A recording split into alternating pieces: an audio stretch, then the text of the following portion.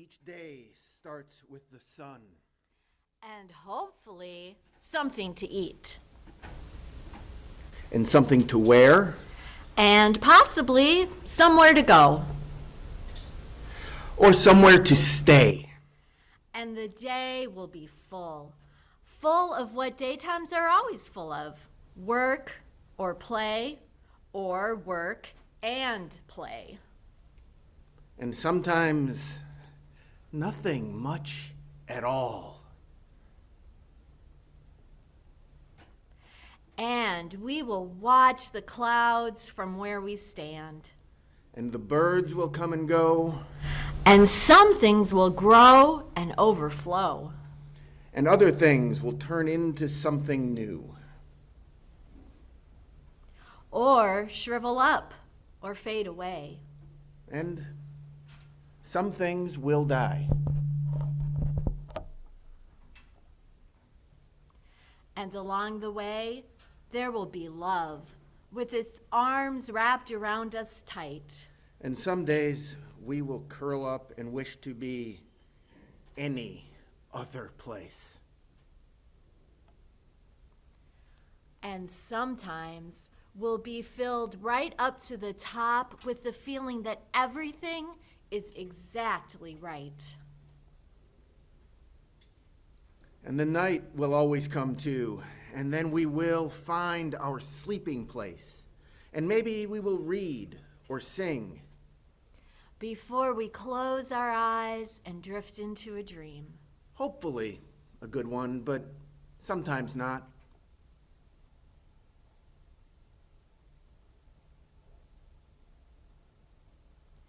And for a little while, there we are all just hearts.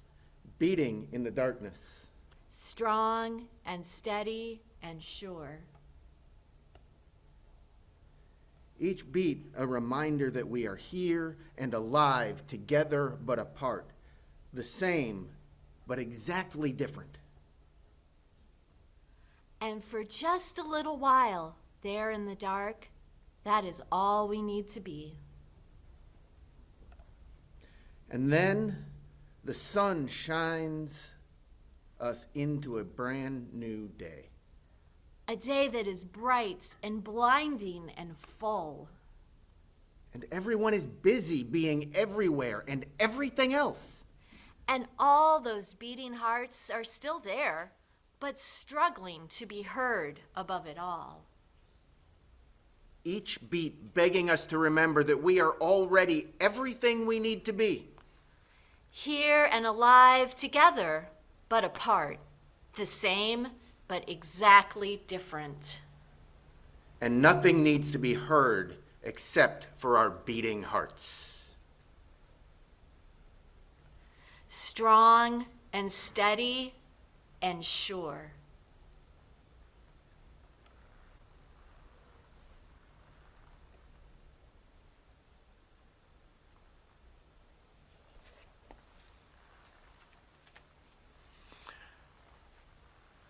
Welcome to Michael Servetus Unitarian Society and our worship here together on this, the final day of 2023, when winter has finally shown up.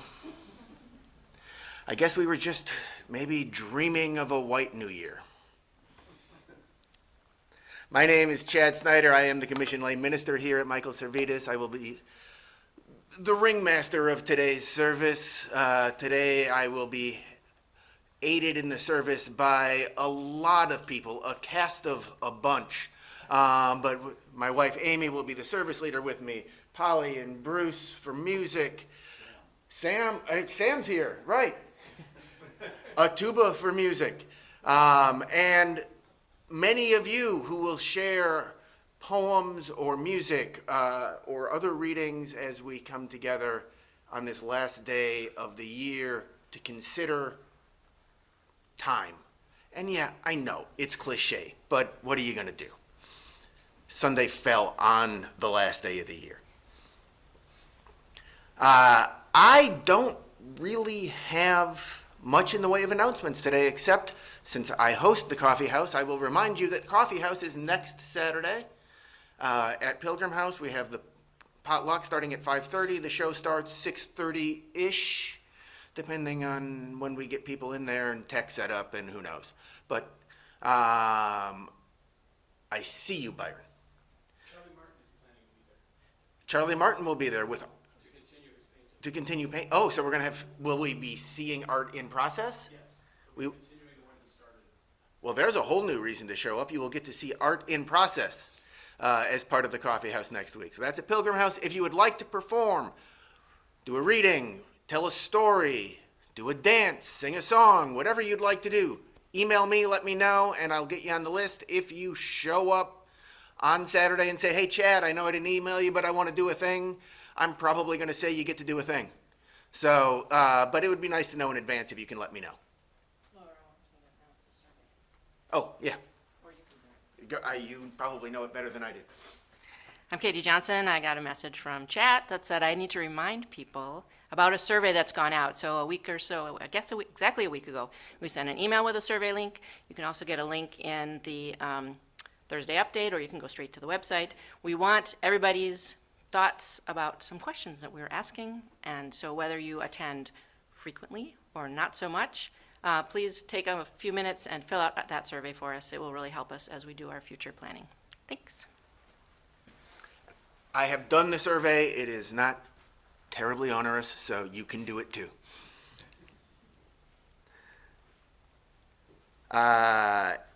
Any other announcements? All right, well, then let us get into this worship here together.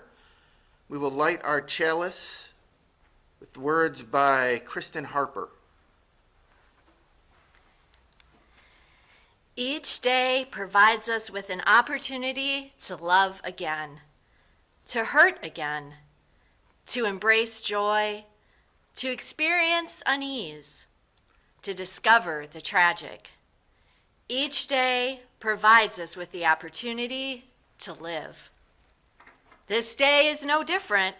This hour no more unique than the last, except maybe today, maybe now, among friends and fellow journeyers, maybe for the first time, maybe silently, we can share ourselves.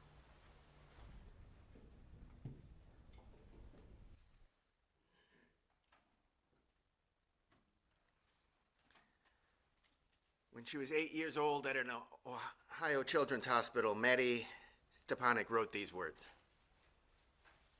Facing the future, every journey begins with but a small step, and every day is a chance for a new, small step in the right direction.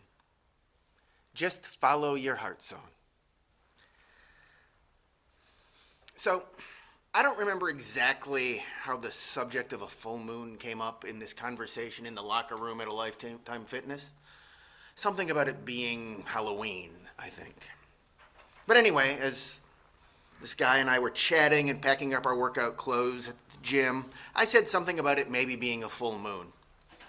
And he said, yeah, he was pretty sure it was. And he said he knew that because he follows a different calendar, a lunar calendar.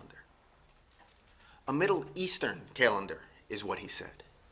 Cautious, sadly, to tell a white stranger that it was Islamic. But this particular white stranger is persistent and curious, and hopefully polite, and I asked if he didn't mind telling me, did he mean the Islamic calendar? He did, and sensing a friendly audience, at least I hope so, he went on to explain that that calendar is 10 days shorter than the calendar we use in the rest of the world. And I asked, well, is that why the holy month of Ramadan started earlier each year? And he said, yeah. And then he paused and said, but you know, for us, Ramadan starts on the same day every year. Right. Mind blown right there in a Lifetime Fitness locker room. I still can't fully wrap my head around it.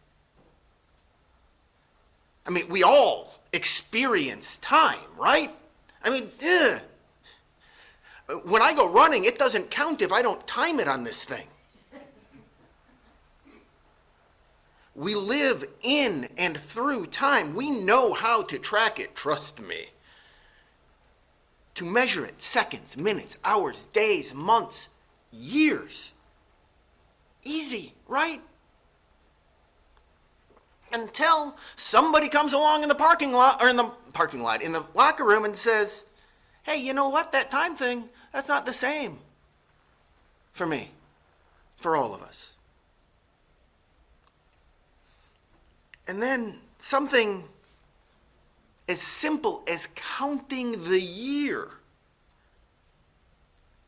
we can see it in a whole different way, or try to. Not better, not worse, not more true or less, just different.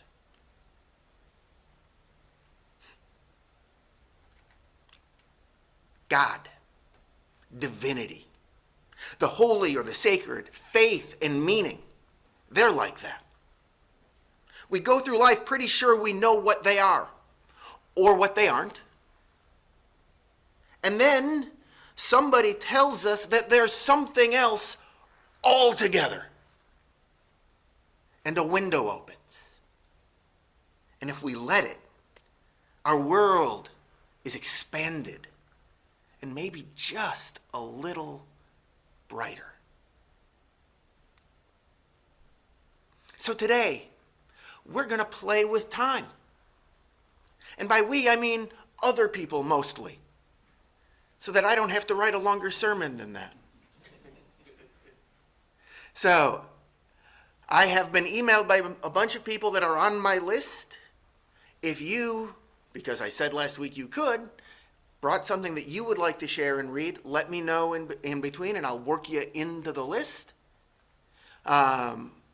And we're just going to hear meditations and songs and poems about time. So sit back and enjoy. And Kai is going to open for us.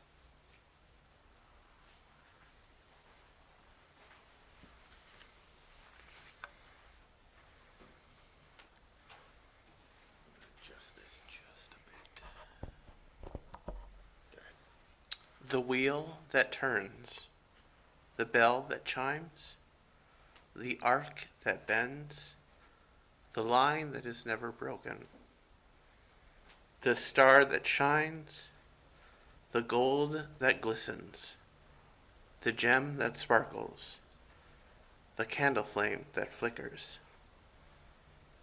the breeze that cools, the stream that trickles, the stone that sleeps, the line that is never broken,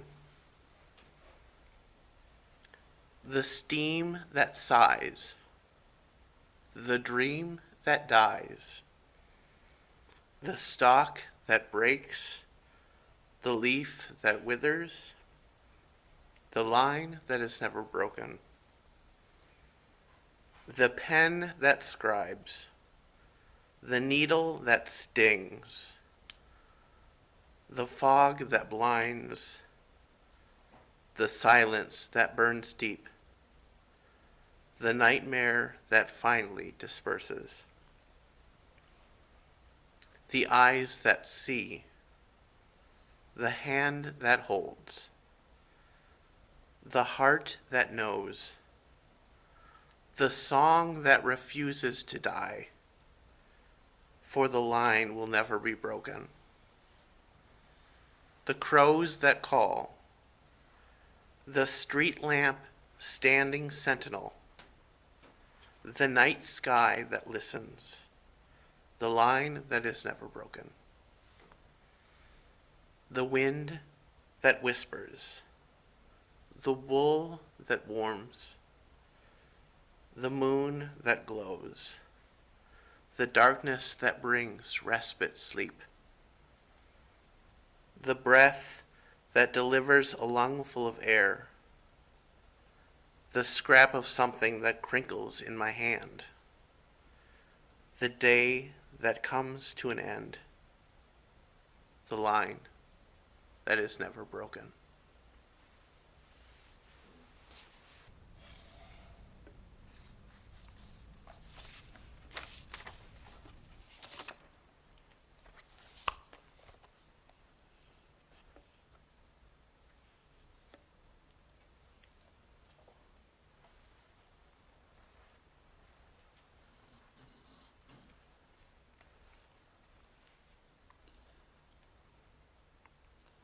Our time, both real and imagined.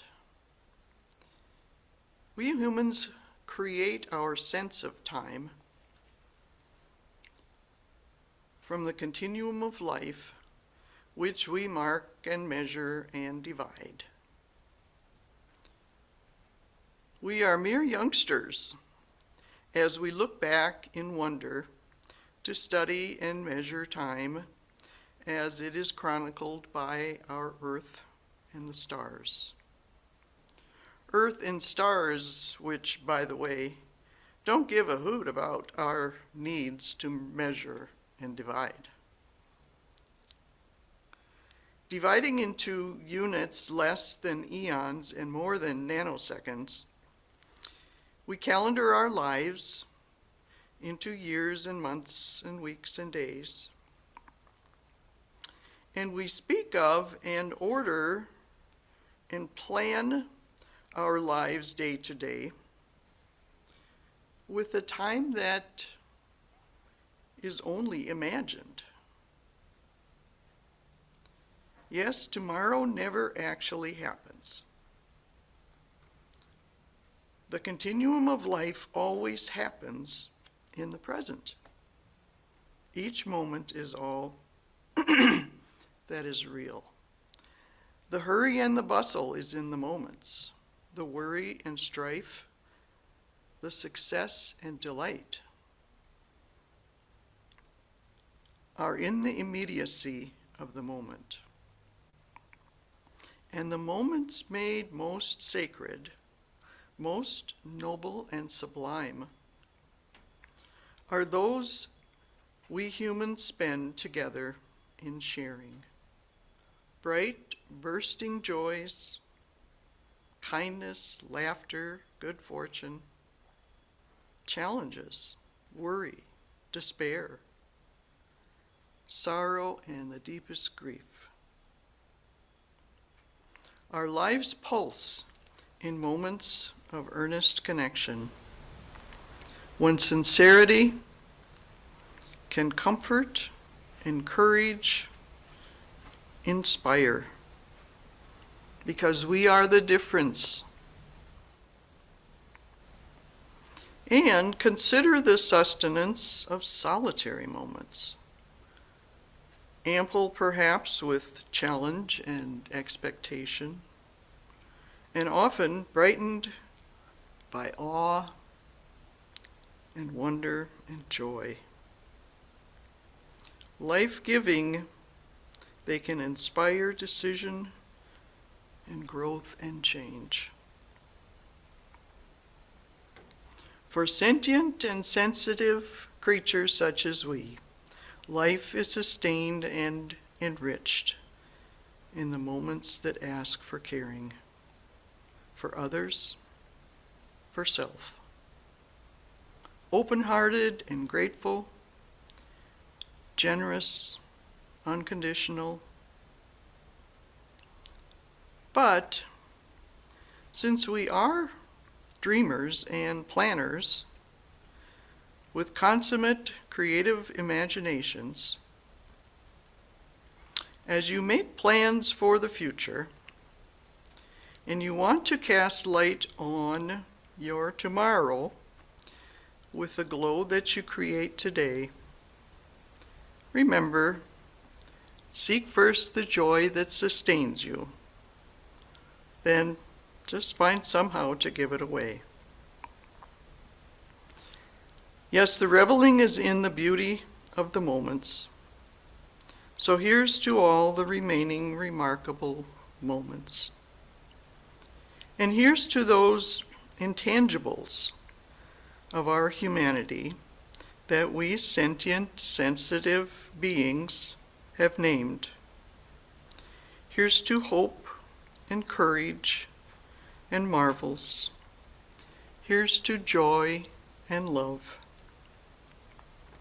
In the lifetimes of the beautiful lives yet lived. Thank you. So in September 2001, my wife Margaret got a phone call from her sister, 9 o'clock on a Saturday morning, telling her to come quickly to Columbia, Missouri, because her mom had suffered a serious stroke. Margaret quickly rearranged her day, gathered herself, and raced off to be at her mother's side. Some 16 hours later, and barely an hour after she arrived, her mom Nellie died with both daughters beside her. This poem recounts how I listened to this holy moment of passing, waiting in silence on the telephone. Call waiting.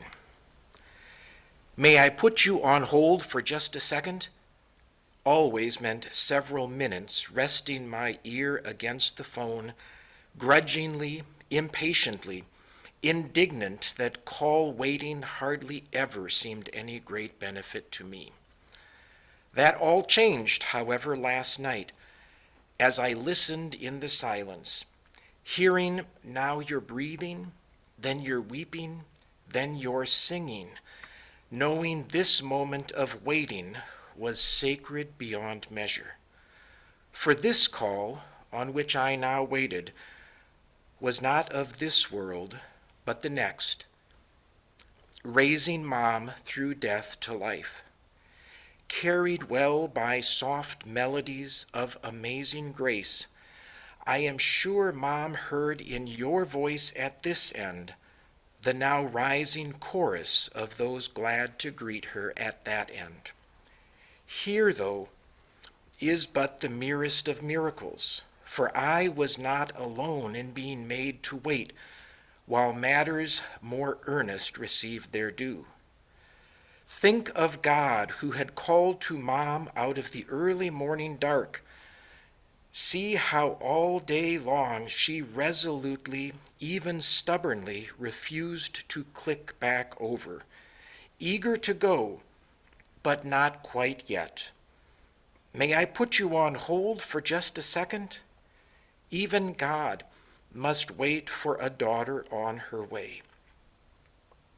Only then, you three wise, weary women, having fashioned in this night a trinity quite holy in itself, finally Mom turned heavenward, knowing you were home.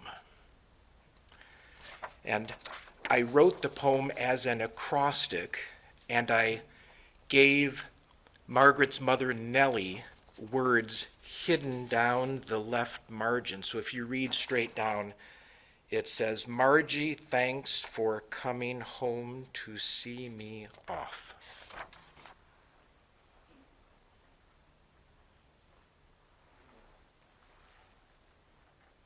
Good morning. I hope everyone can hear me.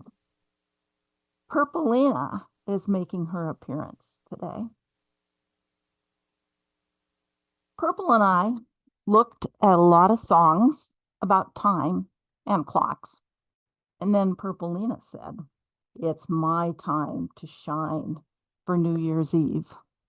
After this past year, she said, English folk rock singer and songwriter Sandy Denny said it best in 1968. Who knows where the time goes? Across the evening sky, all the birds are leaving. But how can they know? It's time for them to go. Before the winter fire, I will still be dreaming. I have no thought of time. For who knows where the time goes? Who knows where the time goes? Sad, deserted shore, your fickle friends are leaving.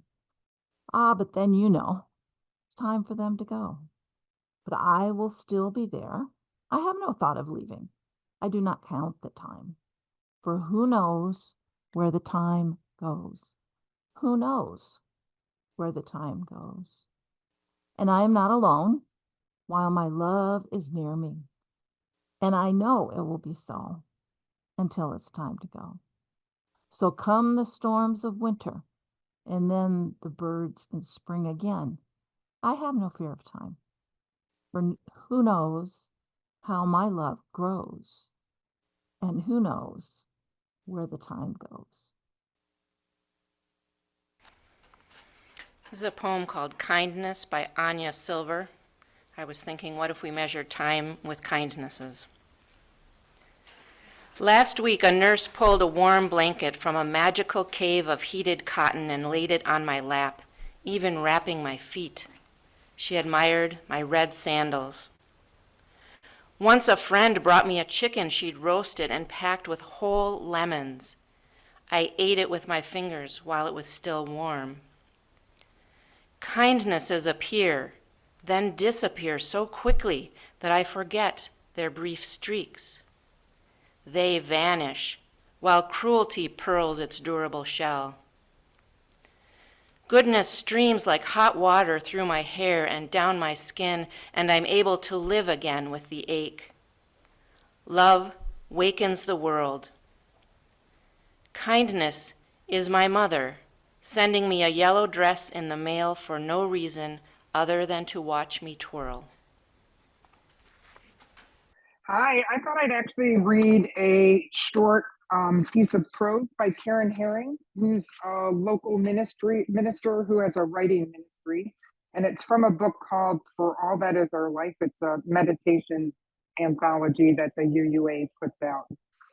It's called The Season of Glad Giving. In the winter season of holidays, we occupy ourselves with many traditions of giving. Our gifts may be boxed and wrapped, tied in bows and ribbons, laid under trees, or delivered one day at a time. In our many different ways, we participate in this generous giving and grateful receiving, exchanging gifts of time and music as well as material blessings. Yet sometime in the flurry of the holiday exchanges, it's easy to lose sight of the real meaning of this glad giving. For on any day and in any season, a gift is no small thing. Given in gladness and without expectations, a gift is an opening of the heart, an offering of oneself, an exchange of love, respect, or goodwill, or all of these at once. Even the simplest of gifts, sometimes especially the simplest, can be a powerful thing. As John Kabat-Zinn writes, at the deepest level, there's no giver, no gift, no recipient, only the universe rearranging itself.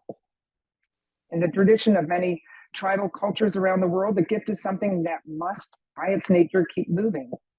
The person who receives a gift is often expected in time to return it to the one who gave it, or to give it to someone else, or pass on a different gift in its place. The important thing is to keep the gift moving in the larger sense. A gift held too tightly ceases to be a gift.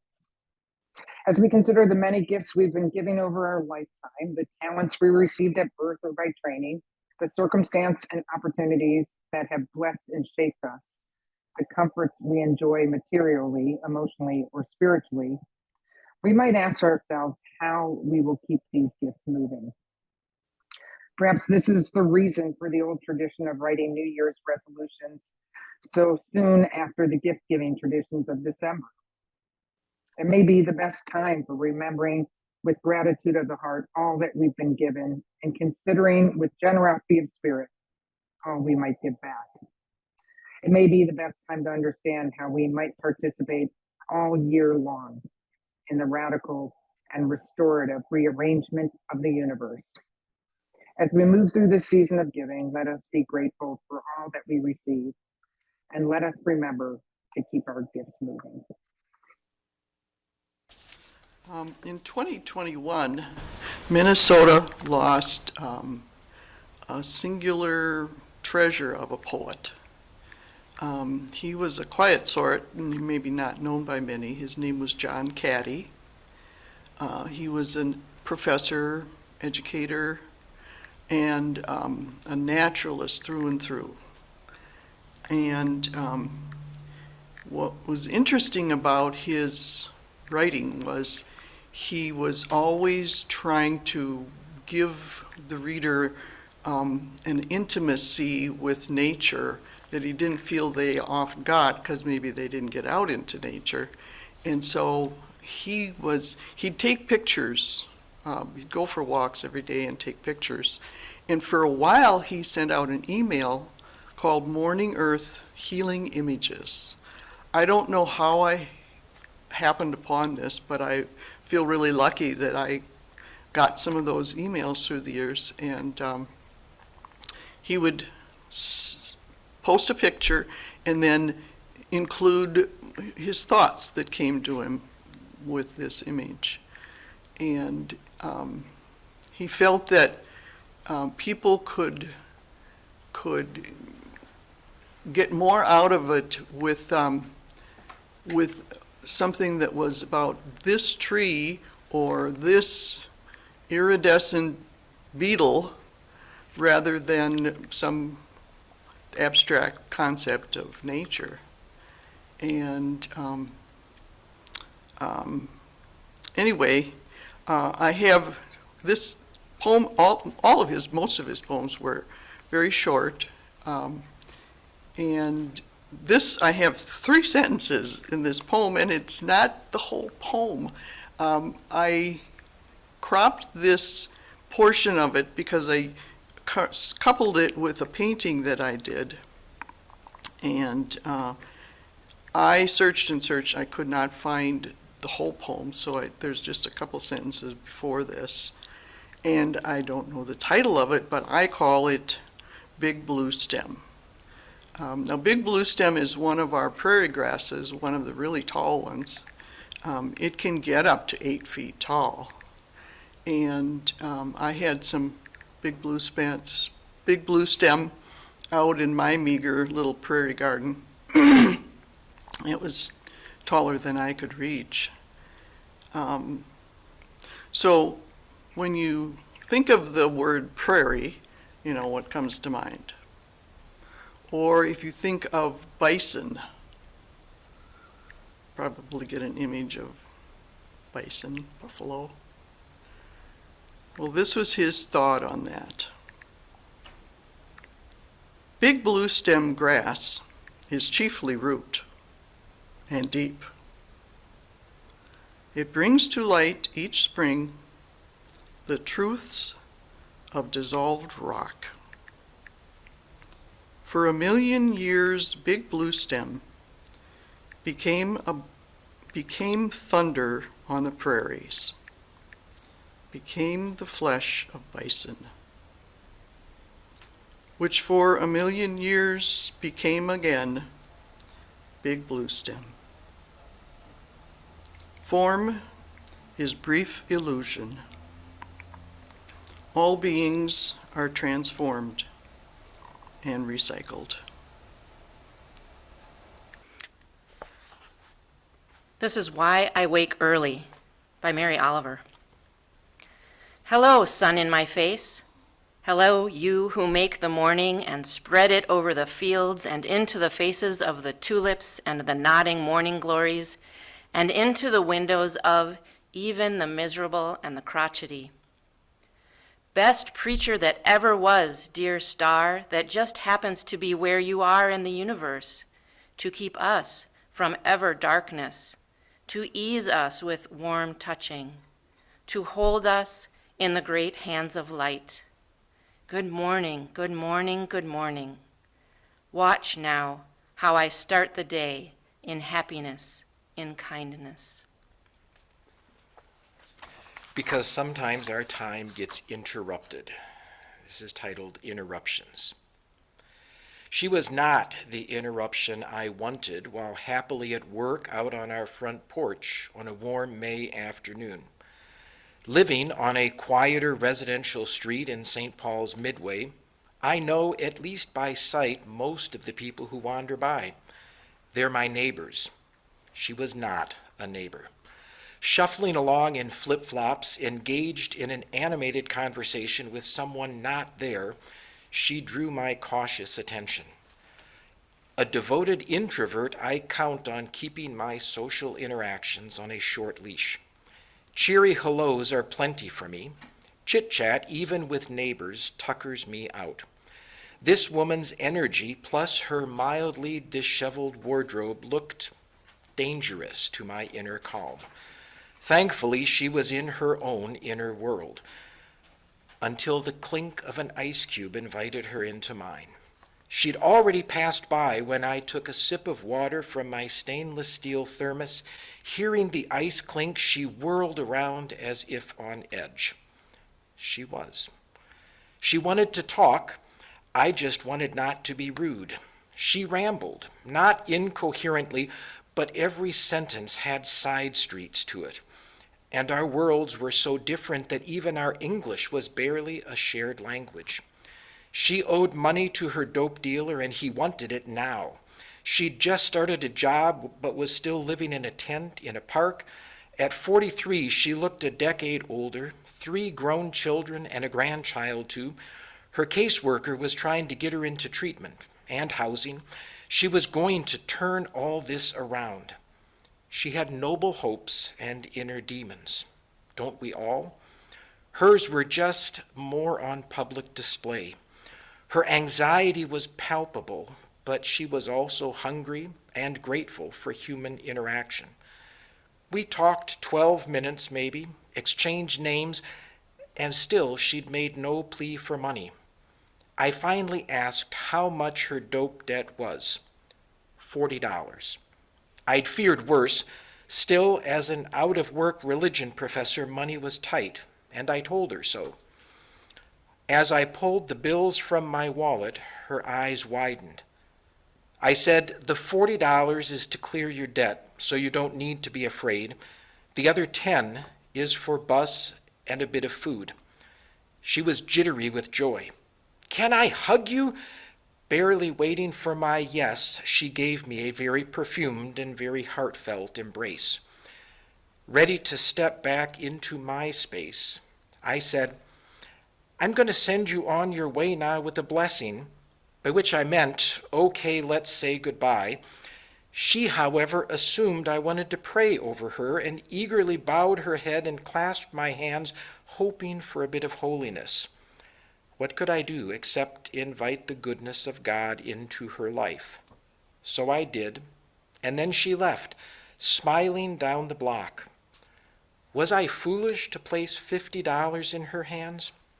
Maybe, but I don't think so. Even if she doesn't turn her life around, that afternoon she was walking on air, and I was glad I'd had the good fortune of being interrupted. It seemed like a good deal for both of us. And so it comes time for us to extinguish our chalice here on the last day of 2023, on the cusp of the new year, at least for those of us who mark time that way. And so let us extinguish the chalice as we do each week with the words we say together. They, I believe, are on the screen. We extinguish this flame, not the light of truth, the warmth of community, or the fire of commitment. These we carry in our hearts until we are together again.